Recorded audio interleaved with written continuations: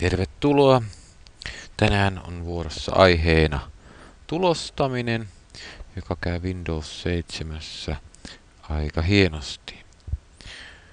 Lähtökohtaisesti meillä on sillä tavalla, että kun me tulostetaan, niin me tulostetaan kuvia. Toinen on sitten internetsivuja, mutta tässä tapauksessa me tulostamme kuvia, jolloin me haluamme A4:lle yhden tai useamman kuvan sovittaa.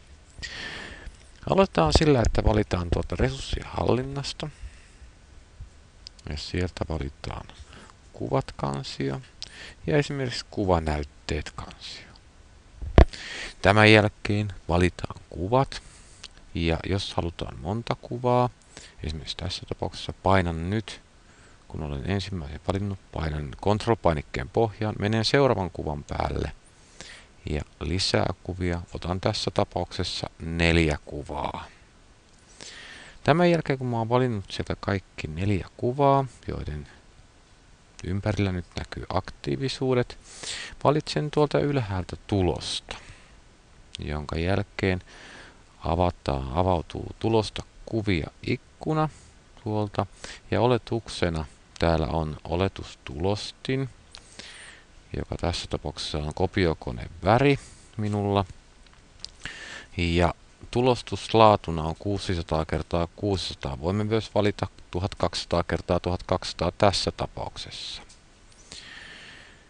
No, nyt siellä on oletuksena koko sivun tulostus on tuolla. Mutta jos me valitsemme tästä vasemmasta reunasta esimerkiksi 13 x 18 kuvat, eli 2 kuvaa yhdellä A4:lla, se näyttää ne esikatselukuvassa tässä. Jolloin ne 4 kuvaa vievät 2 sivua, joista se näyttää tässä tapauksessa ensimmäinen. Jos painan tuosta painikkeesta, se näyttää sen toisen sivun.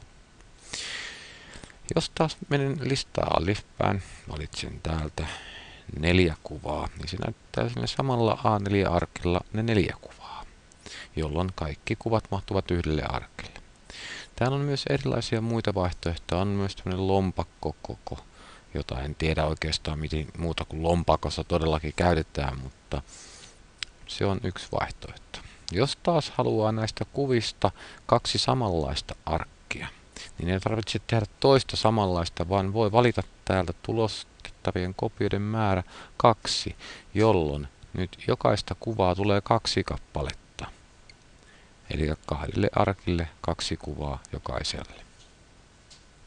No, valitsen nyt kuitenkin takaisin 1 kappale ja tulostan, jolloin kuvat lähtevät tulostimelle ja tulostin alkaa laulamaan.